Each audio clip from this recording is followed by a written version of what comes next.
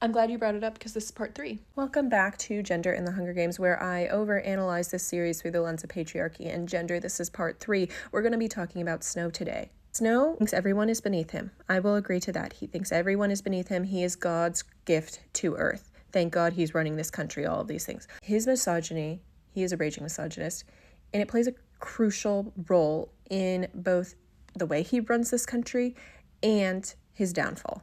First thing we're going to look at is the family. Freud would have a field day, okay? A lot of people are asking me, what are the expectations of life in the capital, gender roles in the capital? Well, Snow's family is a very traditional, very, very traditional nuclear family, right? If this is pulling from America, America loves the nuclear family. Snow is the nuclear family. It's going to give you some ideas of what life in the capital is like. So we have this very traditional masculine patriarch of the family. He's the leader, he's the face, he's kind of the shadow over the family, right? He's described as stoic, emotionally distant. Snow is scared of him growing up. He's not close with him, all of these things. He is, however, very close with his mother, who's very feminine, soft, all these things, dainty. Okay, that's how he describes her. Then there's Snow. He is the eldest boy in the family. He's going to carry on the family name.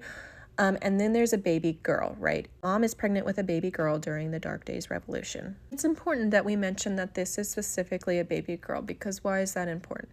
The mom's pregnant with a girl during wartime. There are not enough resources. She can't get help, so the mom passes, and so does the baby girl.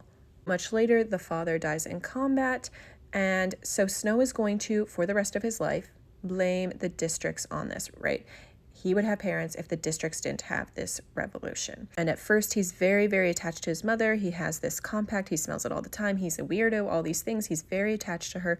But the second he starts to view her in a light that she is less than, she is weak, all of these things. In addition, it is the baby's fault also that the mom's not there. You know, you can start to see where his distaste for women begins. And then he starts to idolize his father. Then we got to talk about who he actually grows up with, Tigress, right? So they're kind of similar in some ways. Okay, be careful here. I'm not saying Snow and Gale are the same, but Gale and Katniss, right? They both have this immense expectation on them because they are parentified, they are deeply traumatized, they have these huge expectations. Snow is the eldest boy, and so when he grows up, he has the expectation to be the face of the family, to carry on the family name, to be the provider.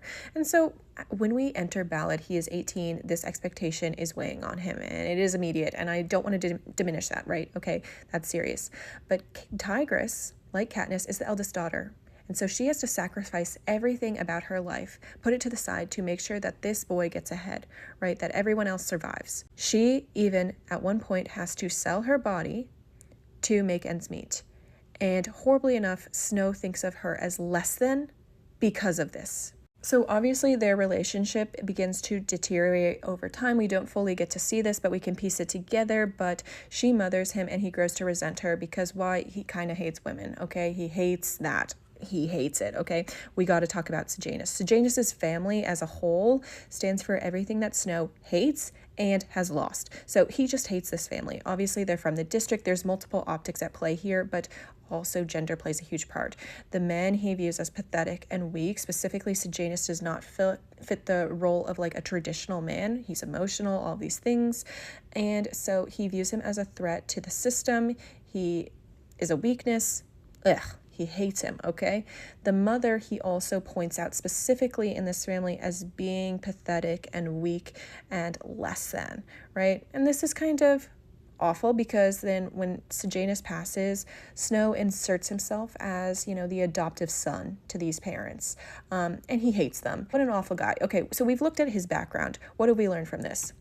Snow hates women, okay? Yes, he hates women. He hates the feminine, present with more feminine traits. He just hates it all. Everyone is beneath him, but in particular, this is playing a huge role. So we meet Lucy Gray. Again, multiple optics at play. She is from the districts. There's a power dynamic here. He is her mentor. She is a tribute, all these things.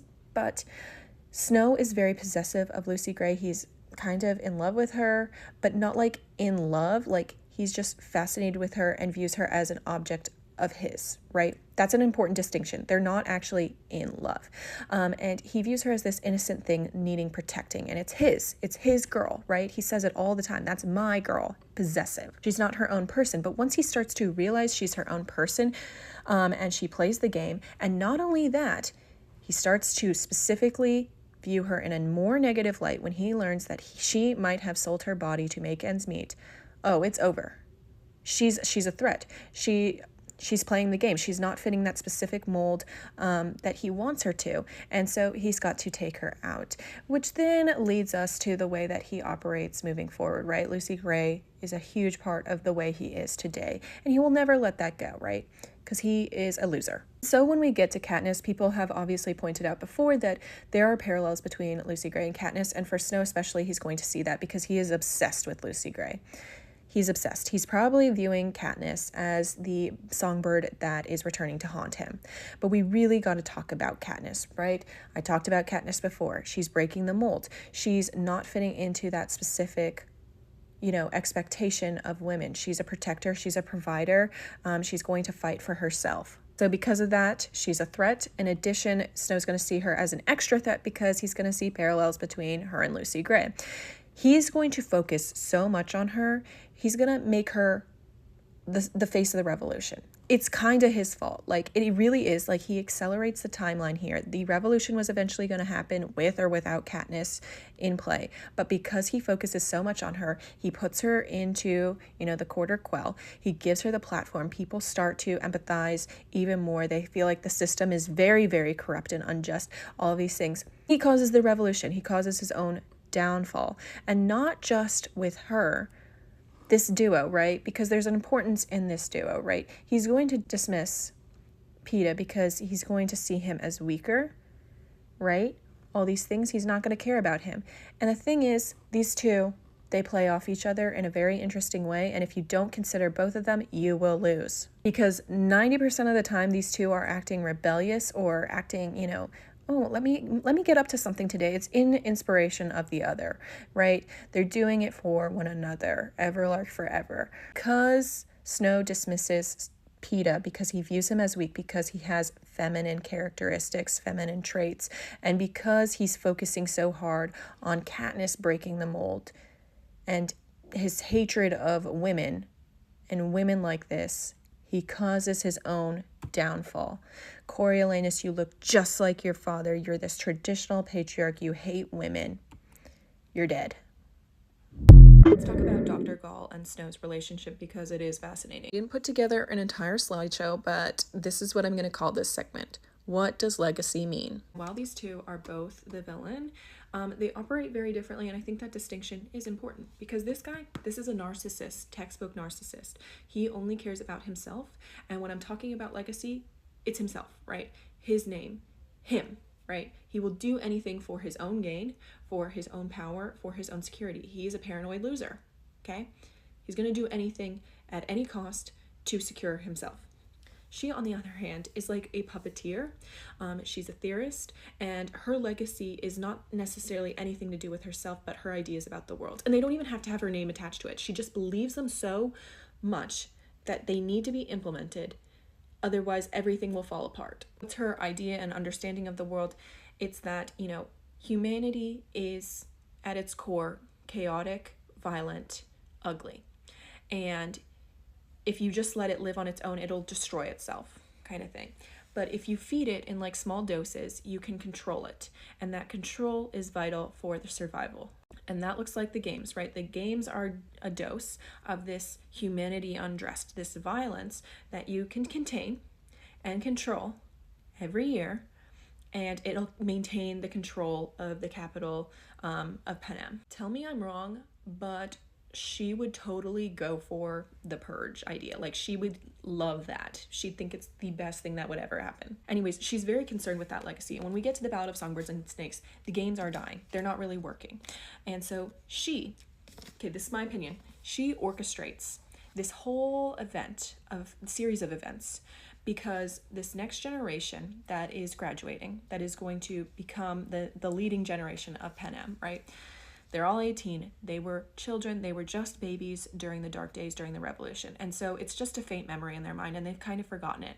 And the games are dying and all these things. And she's orchestrated this series of events, their involvement in the games, in order to instill that fear, instill her beliefs about the world being chaotic, about the districts being primitive, in order to continue that. And not only that, she is also looking to continue her legacy with a specific person to mentor, right? She ends up singling out Coriolanus Snow, right? She goes through all this effort to make sure that he sees her ideas in full effect so that she can mentor him to take on the legacy. Even when you look at the events that happen in District 12, she's not pulling the individual strings on what's going on, but it is important that he is there. Like she suggests, I like that you had your little vacation, your summer vacation there, but I'm glad you're back, all these things.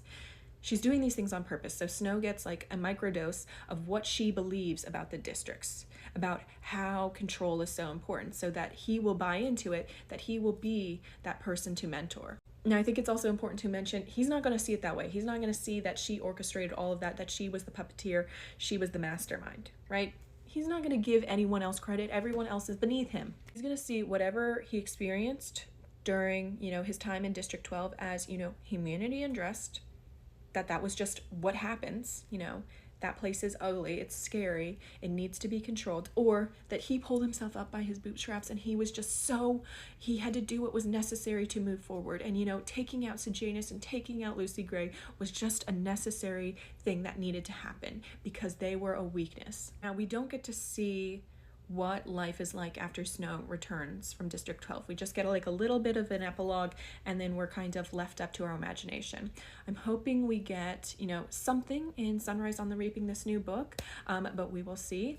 So this is just kind of the way I put it together, but I still don't think Snow respects Dr. Gull. He just fears her. He thinks she's crazy. Even to him, she's crazy. And he knows what she's capable of. He's seen it in real time. He knows what she did to his friend, Clemmy, all these things. And he knows if he doesn't play her game, he won't survive. And he also sees her as a necessary step to power, right? She's just a stepping stone. It's why he also uses Sejanus' parents. He doesn't respect them. They're beneath him, but he can use them to move up in power. It's all like a chessboard game to him. And he's going to do whatever it takes to move up in society, to move up in the capital. He's going to play her game. He's going to listen to her. He's going to, study under her, all of these things, until he's in a place where he knows he can do it on his own. And I fully believe this. He takes her out. He will eventually feel threatened. I mean, he does. He's fearful of her. He will eventually feel that he doesn't need her anymore. He will take her out. And honestly, the other part to this is I think she will know that he will take her out because she's not dumb. She's very methodical. She likes to study people, all these things. I think she'd know that he would do that. And honestly, I think she'd be proud of it because it would just confirm her beliefs about the world, that it is ugly, that this is inevitable, it's a cycle of life. They are both bonkers. Eventually, maybe he would believe in the purge too. In their relationship, from his point of view, I think fear overrides everything, right? He hates women, all of these things, but he's willing to play by her rules to use her, just as he is everyone else. No, Liam Hemsworth was it's actually wild. Like, how did he weasel his way in there when I'm not talking about my personal feelings about these actors. I'm just saying that they are all renowned for their craft, okay? They're very good at acting. So many big name actors, how did Liam Hemsworth get in there? And unfortunately, he did, and he ruined Gale's character. I'm not Team Gale. I don't even like Gale. I think there's valid reasons to dislike Gale, but to not think of him in a nuanced way, to just hate him blatantly, to not, have any sympathy for what he goes through, ruins actually a huge part of the story. And that's a whole nother can of worms, and I will get into it. I'm working on it. But Liam Hemsworth, he's giving blank stare the entire time. No emotion. I don't care. I have no empathy for him. I don't have a reason to care for him because he's not giving anything. But I should, because, he's going through a lot too. Gale as a character. Katniss is on his side up until halfway through Catching Fire.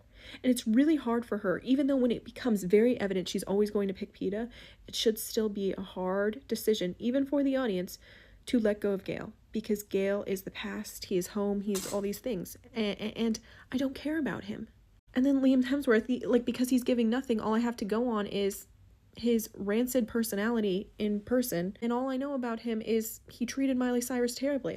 I'm sorry, I grew up with that girl, I'm gonna back her. That's Hannah Montana. Disgusting. And it seriously does a disservice to the story because people don't like Gale's character and they don't give him the time of day. There was another creator on here who did this series of videos of why do people hate Gale so much? Because there's other love triangles, there's other stories where guys will do terrible things, but people will forgive them because they're pretty and all these things they're willing to forgive, but not for Gale. Because he's giving nothing. And by not fully fleshing out Gale's character, by not making you care about him, all these things, it doesn't make Katniss's choice particularly hard for the audience, right? It's Peeta. It's Peeta. Easy, okay? And it just weakens the story. So, thank you, Liam. Let's do it. All right, the careers are tragic. Everything about them, and they are not the villain of the story, of course. So when we look at the careers, it varies movie to book. So I'm going to take a look at the quote from the book and work from there. The kids from the wealthiest district, the volunteers, the ones who have been fed and trained throughout their entire lives for this moment. The tributes from 1, 2, and 4 traditionally have this look to them. It's technically against the rules to train tributes before they reach the capital, but it happens every year. In District 12, we call them career tributes or just careers, and the winner will be among them. Even early on in the first 9 games, Snow points out that 1 and 2 tend to dominate, 4 and 11 following closely behind. Obviously, 4 becomes a career and 11 does not. And that difference you could probably point towards, proximity to the capital and Rue giving details about District 11 being rebellious and closely watched and limited food. If 4 is treated better, if they have more opportunity to train and to get food, then they're going to get ahead. You can also notice that it's District 12 calling them the careers, not all of Panem or the capital or anything. It's likely a joke, making fun of them, making a career out of the games. Hunger Games, of course, is a critique of a lot of things in our world, specifically in America. And the thing I think of is the U.S. military and how it preys on young people, specifically young men, especially during this time that Suzanne would be writing these books. It would be following the Iraq War and the U.S. and the Middle East. A lot of people left that feeling used, and that these wars were pointless and for, higher up people to gain things and not for actual just reasons. Military has been known to go to high schools, preying on, vulnerable, poor individuals, promising them, rewards in return. If you do this, we'll pay for your college. Similar to, if you play the games, you can win them and you can win rewards for yourself and your district. In addition, it's seen as patriotic and heroic and all of these things. I think this is less so with recent generations, looking back and questioning what really were the motives behind, these fights. But in years past, it's, if you disrespect the military, that is, not patriotic. And you can kind of see how this is playing parallel to the careers, right? They find it patriotic, they find it heroic, they will get rewards, but in the end, they were just used for being a pawn in a game, right? They're disregarded after use.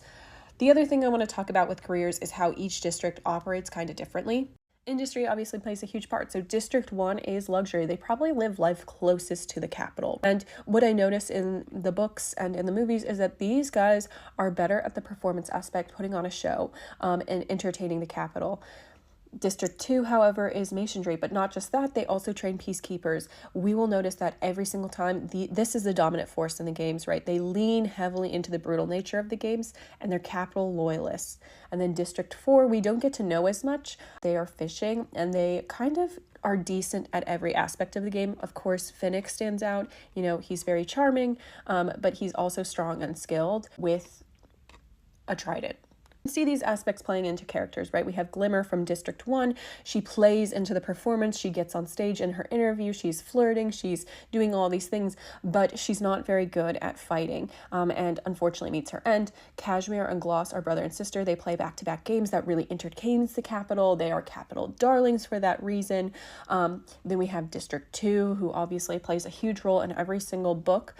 Cato and Clove are perfect examples of what the Capitol expects in the games, right? They're brutal. They lean into the performance. Clove can easily take out Katniss, but draws it out for the entertainment. And Abario even leans into the brutal nature of the games, right? The stereotype the Capitol has for the districts, that they are like subhuman, that they're like animals, they're brutal. It's in their nature to be like this, and she sharpens her teeth.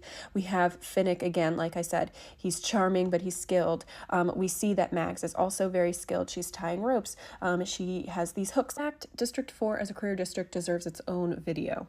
Just because they play the game and they lean into the aspects that the Capitol likes does not mean it's good for them, right? They're tragic characters, every single one. And the overarching theme of this series, one of them, is who is the real enemy? We obviously see this in Catching Fire, but it is present in every single book. In the first book, Katniss is very focused on just the games themselves, and so her antagonist in this story is the Career Pact, right? She's always thinking about them, but in the end, she comes to realize, we were all just pawns in this, and it's just tragic. Every single one of us has to suffer. In Catching Fire, she's not so sure about Finnick. He's a Capitol darling. Why would I be an ally to him? And he has to remind her, who is the real enemy? Is it actually me, or is it someone else? In Mockingjay, even though they're outside the games technically, the districts are fighting each other. District 2 is fighting against, the rebels and all these things. And they all need to be reminded about who the real enemy is. And Katniss is focused on President Snow, and that's her enemy. And then she has to realize that's not actually the enemy right now. Once Snow is taken out, it is Coin. But overall, the careers are not the villains. And this can really be exemplified by Cato's end. This happens in the movie where he actually comes to this realization. Katniss kind of realizes it in the book, but I do prefer the movie. I think it really just drives home this point that nobody wins in this system. It's corrupt. Even those who play by the rules lose, right? The only one who's winning in this system is Snow, the person at the very top, the one it's built for. It's what Cato says at the end in the movie. He says, "Go on, shoot. Then we both go down and you'd win. Go on, I'm dead anyways. I always was, right? I didn't know that till now. How is that? Is that what they wanted? I could still do this. One more kill. It's the only thing I know how to do. Bring pride to my district. Not that it matters." He points out how he kind of realizes he's been groomed, right? He had everything going for him to win the games, and yet he didn't, because what was the stronger story in these games? Peeta and Katniss. But it's not just that. He has this heartbreaking moment in the book when Clove dies, and you could probably connect these two moments. Even if he survives, he'd just be surviving. He wouldn't win. It's all for entertainment, and it's cruel. And then that leads me to this next moment in Mockingjay, because while the games are technically not going on in Mockingjay, the war themselves is the games. And so we have this moment where Katniss gives this speech in District 2. If you remember, they bombed District 2. This man comes up to her and threatens to kill her. She says, "Give me a reason why not." And she says, I can't. That's the problem, isn't it? We blew up your mine. You burned my district to the ground. We've got every reason to kill each other. So do it. Make the Capitol happy. I'm done killing their slaves for them. I drop my bow. I'm not their slave, man mutters. I am. That's why I killed Cato, and he killed Thresh, and he killed Clove, and she tried to kill me. It just goes around and around, and who wins? Not us, not the districts, always the Capitol. But I'm tired of being a piece in their games. I saw the mountain fall tonight. I thought, they've done it again. Got me to kill you. The people in the districts. But why? Why did I do that? District 12 and District 2 have no fight except the one the Capitol gave us. The young man blinks. And why are you fighting with the rebels on the rooftops? With Lime, who was your victor? With people who were your neighbors, maybe even your family? I don't know, he says. And then up there, I come from a mining town. Since when do miners condemn other miners to that kind of death? Then stand by to kill whoever manages to crawl from the rubble? Who is the enemy? These people are not your enemy. The rebels are not your enemy. We have one enemy, it's the Capitol, and this is our chance to put an end to their power. We need every district person to do it. The entire point of having, these career tributes, these people who maybe have a better standing than people in District 11 and 12, is to have people point fingers at one another, right? If they are so concentrated on their own fight with each other, they will never realize who the real enemy is. They will fight with themselves. People from Katniss's district can call, the tributes from districts 1, 2, and 4, careers. Oh my God, they're making a career out of the games. They're so ridiculous. They're so brutal. They're not like us, but they are just like us. It reminds me of that quote that's like, you are closer to, the lowest class being homeless than you are to being a billionaire. And so it just reminds us that the careers are not the villains. They are just tragic characters within this story. Every single one of these, except for one, meets a tragic end, of course. And Enna Baria survives, but at what cost, right? There are no winners, there's just survivors, and she's had to reduce herself, sharpening her teeth to make herself unapproachable, likely to stop being exploited. So in this system, in the games, everyone loses. There are no winners except for Snow. And it makes me think about Of Songbirds and Snakes, where he declares himself the victor. I personally think that Dr. Gall is the one to orchestrate the bombing of the arena. I think she orchestrates a lot of the events of Ballad of Songbirds and Snakes, right? To her, it's not about the tributes in the arena. The mentors are the tributes, and that's all that really matters, because to her, these games are a transformation, and they're also instilling certain ideas in the next generation of the capital, the people who are going to rule the capital when she's gone, right? And you're going to spend most of the Ballad of Songbirds and Snakes questioning human nature, because these things that happen, how can a human do that? Is this the natural occurrence of events, or is it her pulling the strings behind the scenes? But the arena in particular, I would have to 100% owe to her. It feels like a pivotal moment in the history of the games shifting, right? The first 9 games, the first 10 games are held within this arena. It is a sports arena. It's a place in the capital. The destruction of it brings in a new era, right? We have this shift from it's just a fight to it's now this big performance. It's this big event that's going to be a part of everyone's life every single year.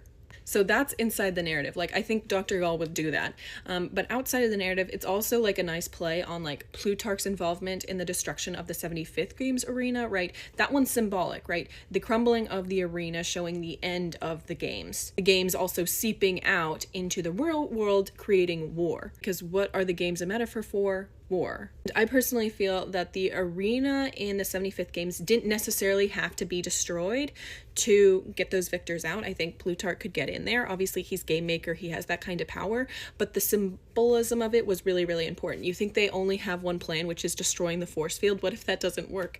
What are they going to do? And so both are a nice symbolic way of showing this transformation within the games, this shift and then this end to the games. I think about this question all the time, and I've been thinking about it more and more recently in light of, this new book, Sunrise on the Reaping, because I think it could potentially show up. It could be relevant when it comes to Snow and a successor. I remember watching Succession, and all I could think of is Snow. I think he'd be a terrible father. Obviously, he has at least one kid because he has a granddaughter. If he has kids, he likes those kids and his grandkids, as long as they're just an extension of himself. But the second that, they start to become their own person, and this is true for a lot of narcissistic people, they start to form their own opinions, become detached from their parent, become their own person, they stop liking them. And I think that would be true for Snow. And I think that could go one of two ways, right? Succession, he could think his kids are pathetic. They didn't work as hard as him. He had to work so hard to get to where he was. He thinks they're losers. They just party. Or they try hard and they threaten him. And when it comes to his granddaughter, I know people will ask, he didn't love her.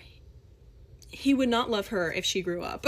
And when it comes to game makers or military people or anyone in his political cabinet, they would have to toe a very fine line between, not being pathetic where you get taken out because you are bad at your job, but also not being too good at your job, because if you're too good at your job, that guy is so paranoid, he might just take you out as well.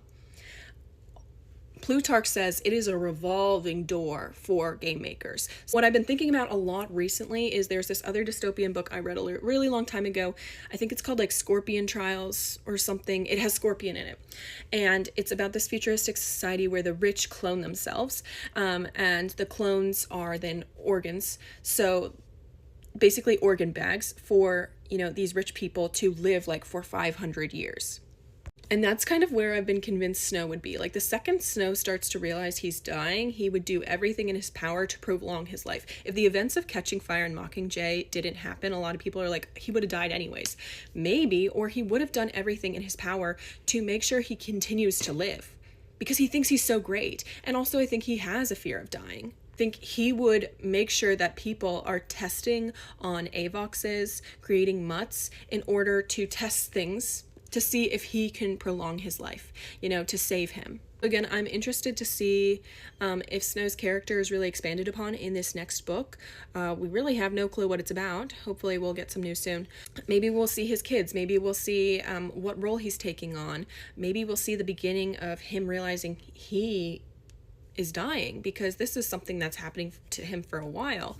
This is a good question, because why didn't Snow just take out Katniss? Why did he go through the whole circus of the games? Why did he leave it up to chance? Lots of things to answer here, but I think it tells us more about Snow, about the Capitol, the way the games work. Katniss is this huge celebrity. She is the it girl of the moment. Everyone's eyes are on her.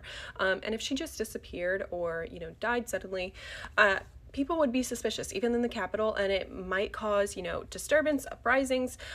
She might even become a martyr for revolution. And that would be a big, big problem. By throwing together these games, Snow is accomplishing multiple things, right? He's getting rid of Katniss and Peeta. He's also getting rid of other victors that have caused him such a problem. This is going to cause a lot of divide amongst the Capitol, right? Because they have their favorite victors, right? They're going to be rooting for different people. Even if they love Katniss in the moment, oh, Finnick is their guy that they've been rooting for a decade. Or maybe they really like the story of Gloss and Cashmere. Who knows? Everyone's going to be divided. In the districts, even more so, right?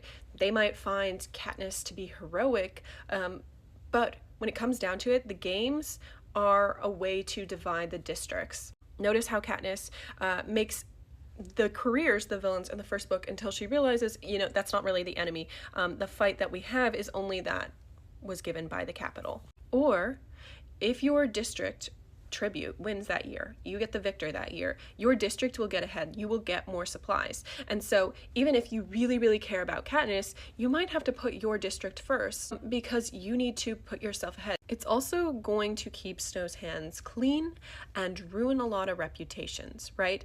Snow is hoping by throwing Katniss and Peeta into this arena with other victors who are very well liked. Like, let me just say, I think everyone is there on purpose. Everyone's going to be rooting for different people. Eventually, something's going to happen where maybe Finnick and Katniss meet head to head. Say that the rebel plan didn't exist and they meet head to head. Snow is hoping that one of them takes out the other. And then the reputation of whoever did it is ruined. Because maybe you like Finnick, but he takes out Katniss. Okay, now you hate Finnick. Or vice versa. In the movie, there is a brief scene where Snow is watching the end of the games and Katniss points her bow, an arrow at Finnick specifically. And Snow is like, let it fly, Miss Everdeen. This is it. Like, he wants that divide.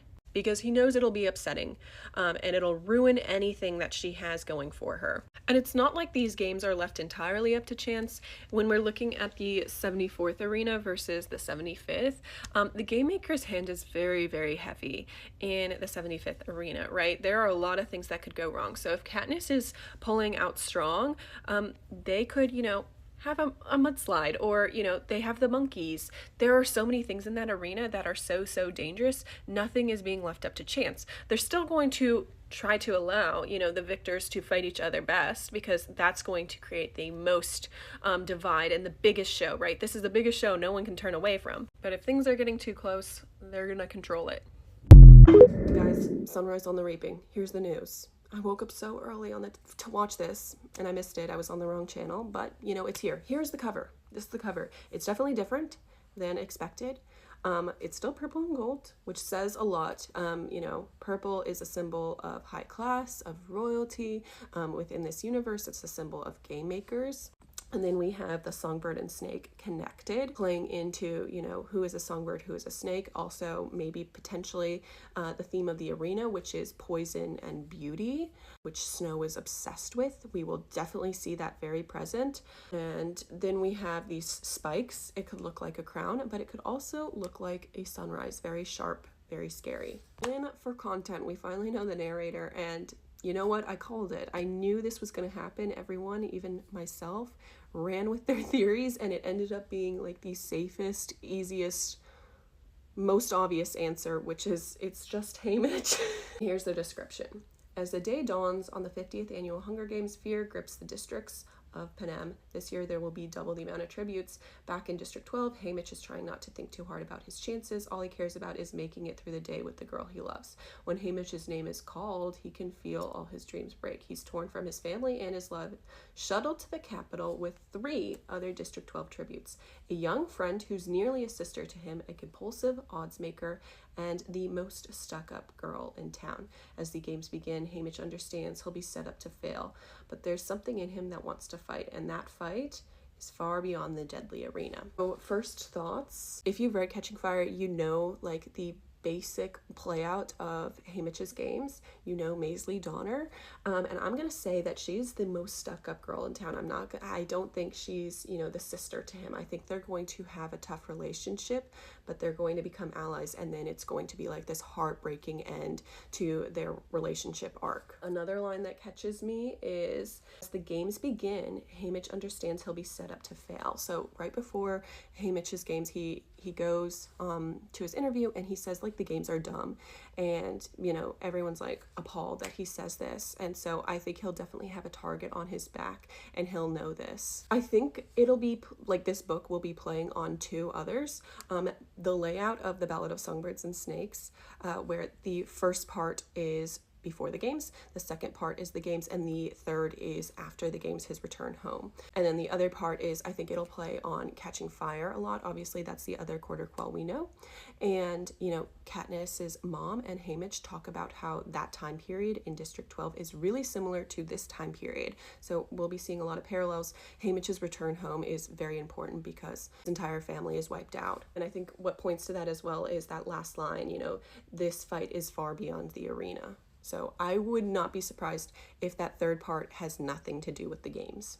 And then we were given a direct quote from the book, which is, "They will not use my tears for entertainment," which is a direct play on something that Katniss notes within her first games. Specifically when she's going to the Capitol, when they're taking her, she says she notices Peeta is crying and she's like, I won't do the same. In the arena, she won't let these things happen. She only cries when Rue dies, but like throughout everything else, she's very, very in control of her emotions because she's very aware of, you know, people watching, the panopticon surveillance state, which I think will play a huge part in this book. What are your thoughts? I'm shocked, also not shocked.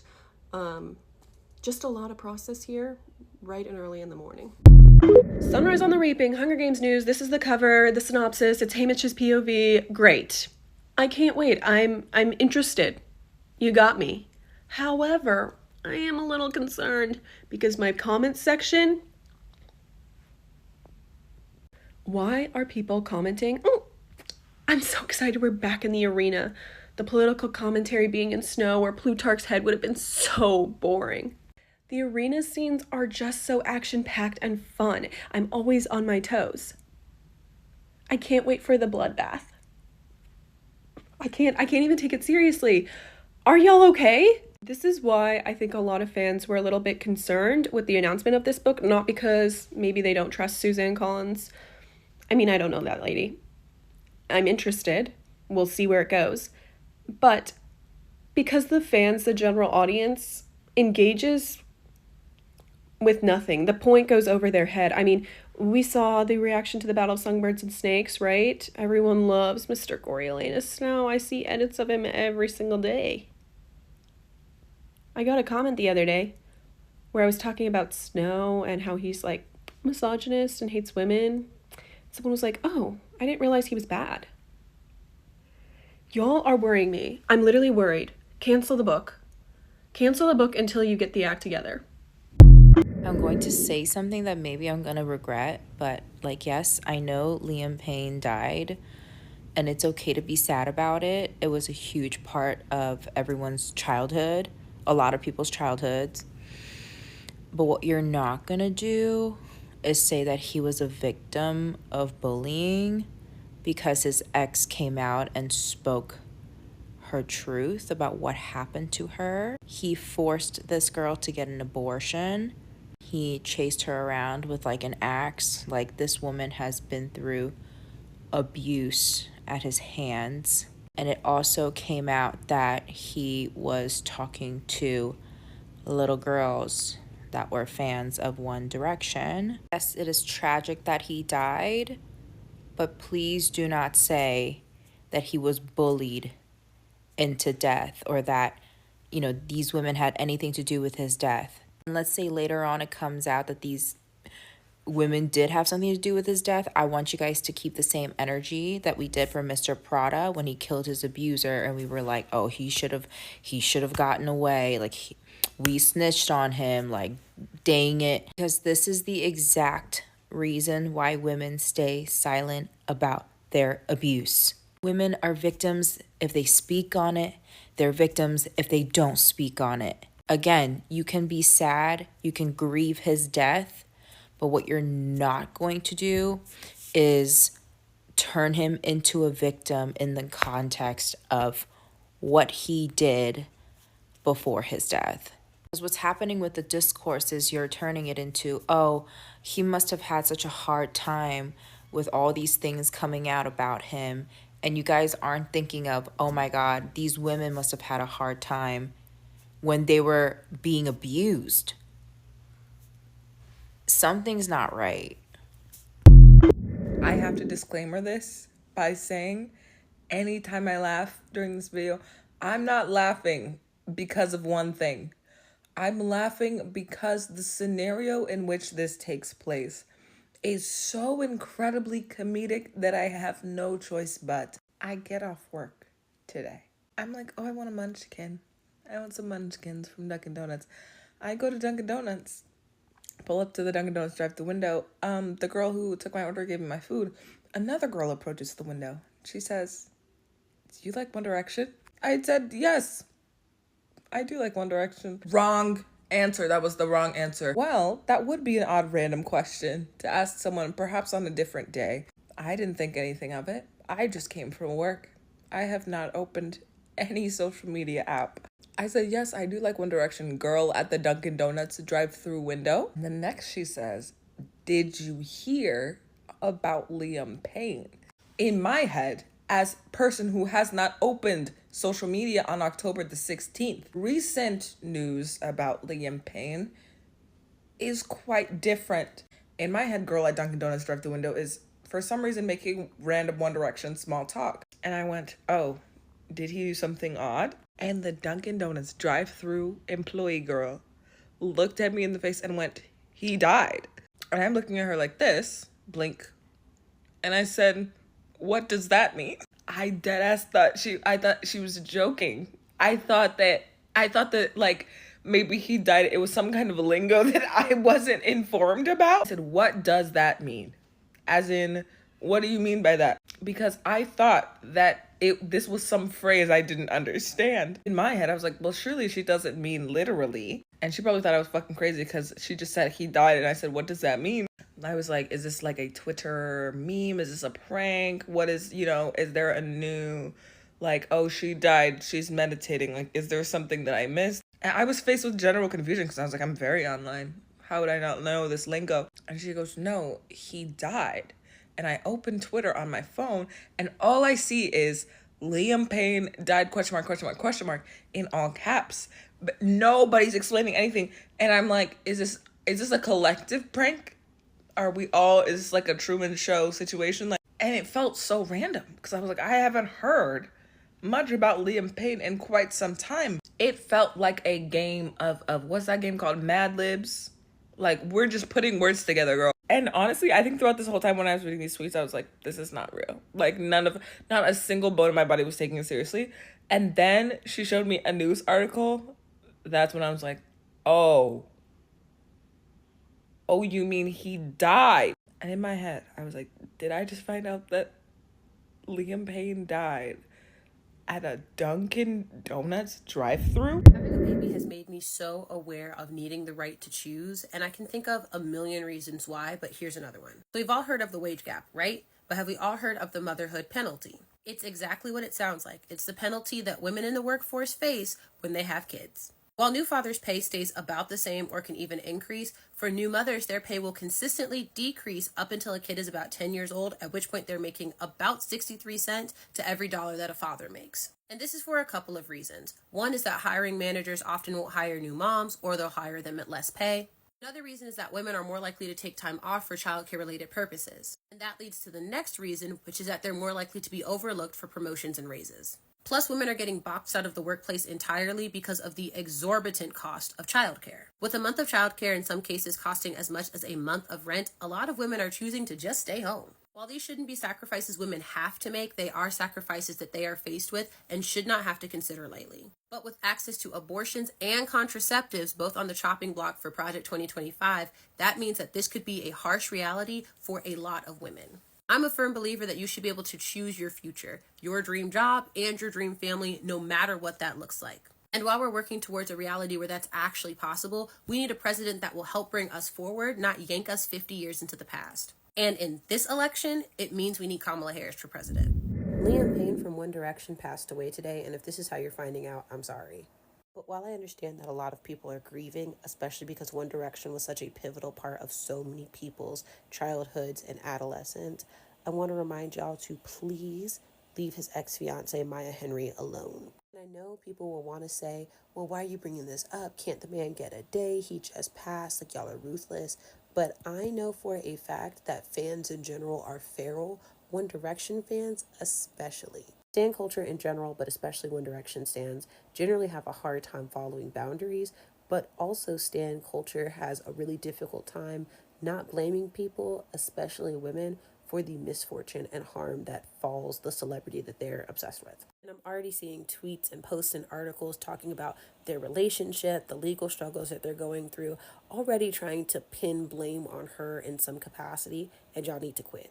The way you feel about him aside, whether you see him as, the golden boy from the boy band of your youth or the incredibly troubled and harmful man that he grew up to be, aside, that woman deserves to process and to feel and to likely grieve without being harassed in the public eye. So I'm not going to tell y'all not to feel your feelings, especially when this comes to like that feeling of loss and nostalgia in childhood. But I am going to say, if you're going to do that, knowing the things that we know, do so with integrity and respect and leave that woman alone. Every couple of days, a new teacher comes on here and talks about how awful our school system is. Disciplinary issues are a constant struggle. Students are falling further and further behind with less time to catch up, and the demands outside of the classroom, testing, lesson planning, attending hours of unpaid training, it's all just exhausting. That, coupled with the fact that teachers are still buying the majority of their classroom supplies on razor-thin budgets made of salaries that are way less than what they deserve, it's no surprise that the teaching shortage is so bad. I mean, every level of school is missing critical, qualified teachers that would help lighten this load.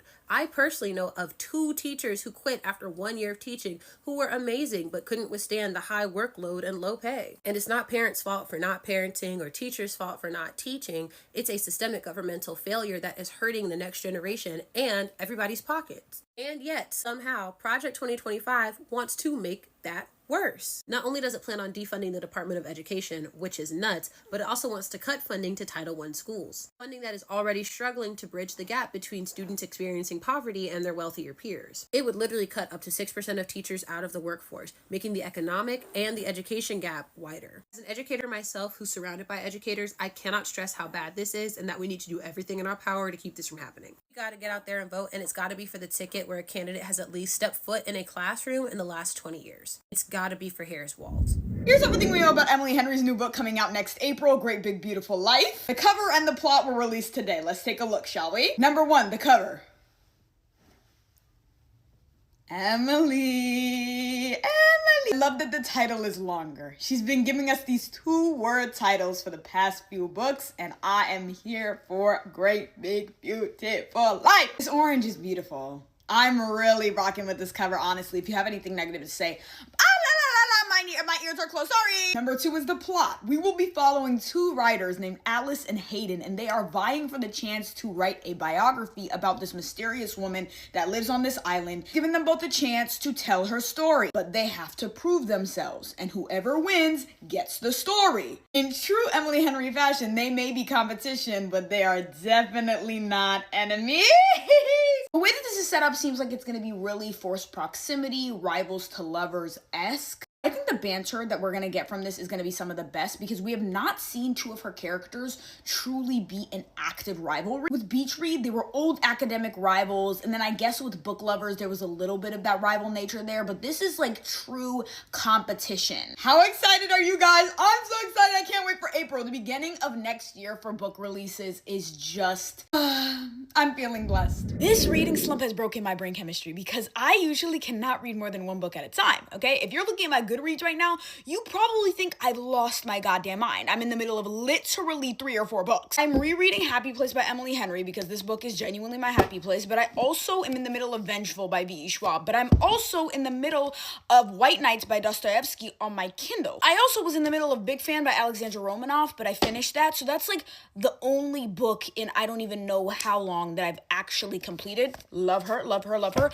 but also Happy Place doing what it needs to do. I feel like I'm kind of already out of the slump, right? However, my brain cannot compute the fact that I'm in the middle of 3 or 4 different stories right now. Like, I think the slump is done, and I'm mistaking the fact that I can't finish a book and then move on to another one as the slump. Because now I'm in a position where my brain can read multiple books at one time.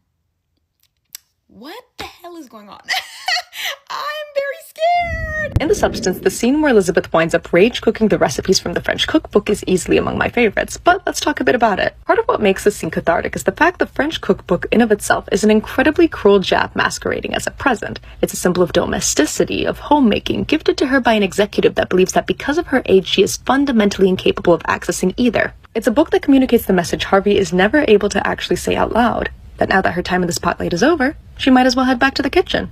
Out of sight, out of mind, so that she can perform her acts of service unseen. It begins firstly as this act of defiance, but then take a look at the context of the scene. Elizabeth is practically frothing at the mouth watching Sue, her creation that came from her body while also simultaneously actively sucking the life out of her posture on live television. Cooking is perceived as being a meticulous act of creation, and in this moment where Elizabeth has been rendered powerless by one of her own, she retaliates by seeking to destroy the things that she creates. She weaponizes creation by creating through destruction. And this idea of intertwining the two is further explored with Monstro Elizasu, with Executive Harvey referring to her as his finest creation moments prior to her walking on stage. And I believe Elizabeth's cooking is the first nod we get towards this idea. People are obsessed with realism to the extent they believe that is all that art strives to emulate, and they accidentally deny themselves so much with this line of thought. But I find it particularly frustrating when this line of thought is applied to movies like The Substance, because The Substance isn't a futuristic sci-fi. It's a fairy tale.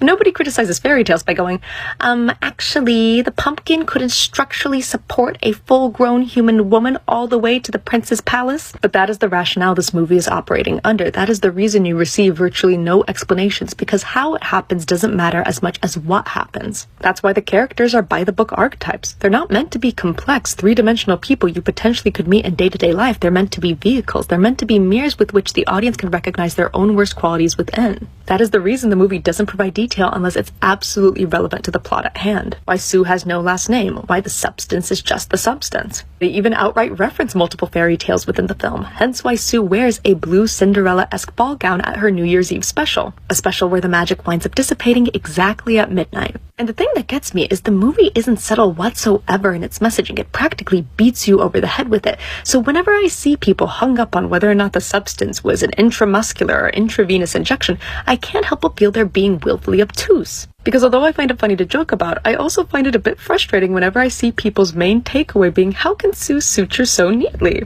Sunrise on the Reaping cover and plot synopsis just dropped. Let's talk a bit about everything we know. Number 1, the book will in fact be from Haymitch's point of view. Sometimes the simplest possible answer is the correct one. We further receive crude one-sentence characterizations of the other 3 tributes sent in alongside him. A young friend he considers to be something bordering a sister, bear in mind young in this context likely means 12. A compulsive oddsmaker, which for those that are unfamiliar with that sort of language means a person that makes predictions, and the most stuck-up girl in town. This, without a shadow of the doubt, is almost guaranteed to be Maisley Donner. Haymitch and Maisley are in different social classes. This is the most common way merchant children are perceived by seam children. The plot synopsis also states that Haymitch rapidly becomes aware of the fact that he is being deliberately set up to fail, which to me likely means the book will be heavily focusing on the exact political messaging attached to each tribute. because although Katniss's games somewhat touch on the fact that each game is rigged and there's nothing remotely natural about the way they progress, this information, coupled with the book's themes of implicit submission, tells me this book is going to delve into that idea much, much deeper. But the thing that catches my eye the most is the quote they chose to release alongside everything, which is Haymitch's.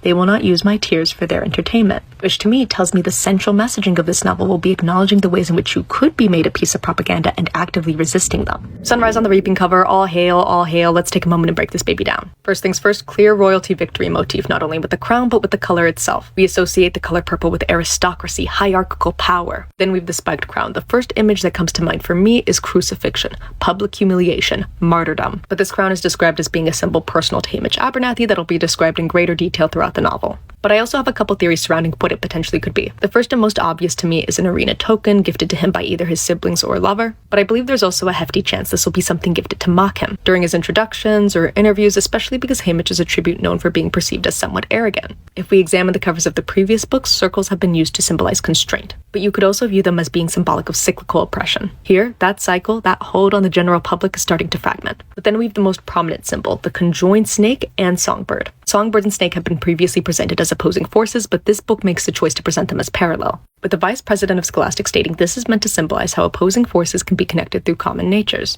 that both the songbird and snake ultimately spring up from the same source. The thing that bridges the gap between them is the crown, which takes on a completely different context for the songbird and snake respectively. To the snake, this is the acquisition of power, praise, glory. To the songbird, it's literally survival. But we also have here, at least to me, the potential symbol of an Ouroboros, the eternal cycle of rebirth and destruction. You all may call me certifiably insane for this theory, and I accept your judgment, but this book cover, to me, is essentially hard confirmation there will be another installation to the Hunger Games series. Let me explain why. Just to recap, we all recall the covers of the original trilogy, but specifically the band that encircles the Mockingjay in Book 1. In Book 1, the Mockingjay is not only confined, it's constrained, and what's even worse is that it's artificial. It's enclosed in a substance that doesn't emulate any true aspect of its natural appearance, and is clearly in a dangerous and combative setting. But in Book 2, things are changing. The circle ensnaring the Mockingjay is starting to fragment. There is the glow of something brighter on the horizon, something better for the future, and it's reverted back to its natural state of being. And then Book 3, the Mockingjay has shattered its confines completely, and it stares directly and defiantly at the reader. It takes up the entirety of the center spread and has its wings fully unfurled, a universal symbol of freedom.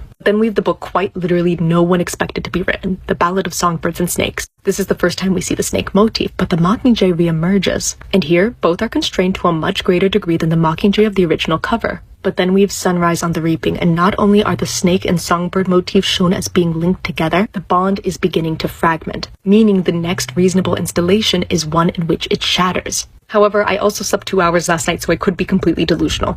Okay, guys, I'm not gonna lie to you. My first thought seeing the cover this morning was, oh, it's ugly.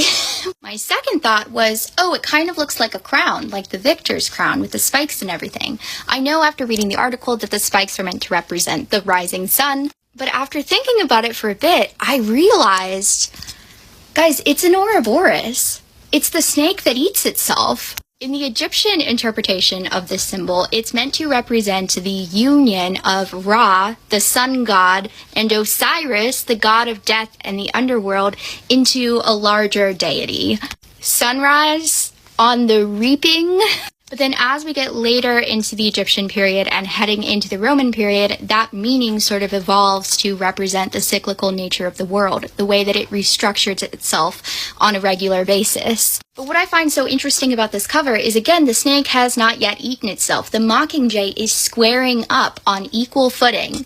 So I really think the book is going to explore the critical tipping point of possibility before the snake eats itself, because of course we know where the story is going to go. We know where it ends up, but we don't really know how it got there. And 24 years later, we're going to see the Mockingjay and the snake square up again, and the Mockingjay is going to win. But also, interesting side note, last year I did a series where I did Hunger Games characters as tarot cards.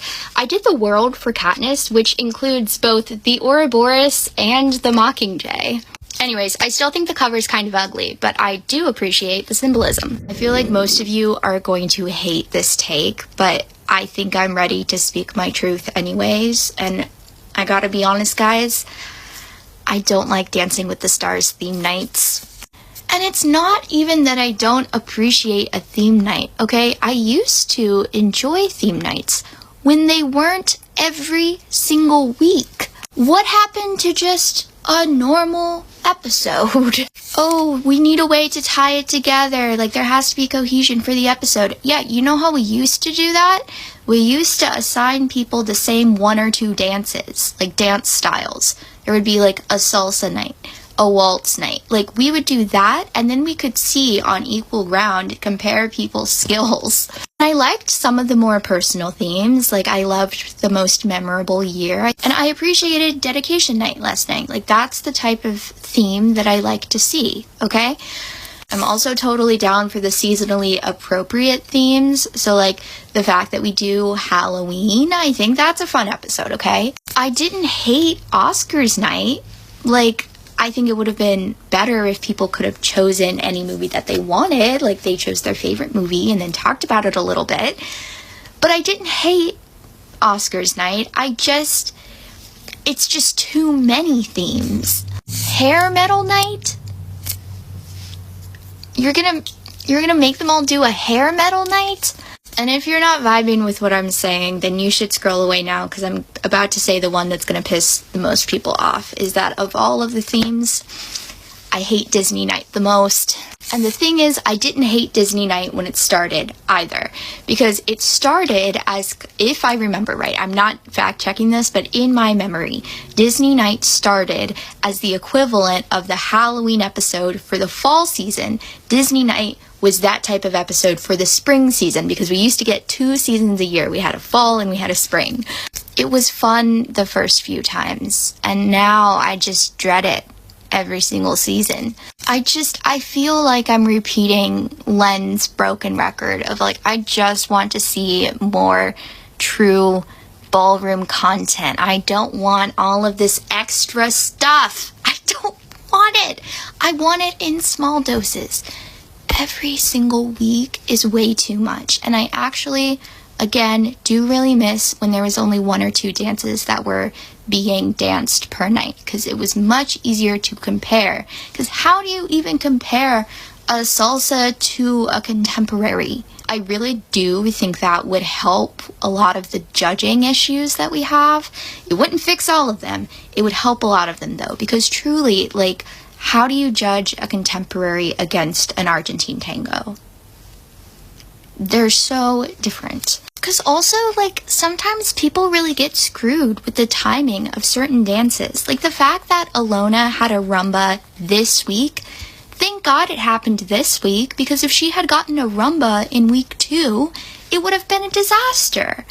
But luckily, it came at a good time for her through the season, for her skill set. And it's nothing about Alona and everything about just the fact that it's the Wild West over there.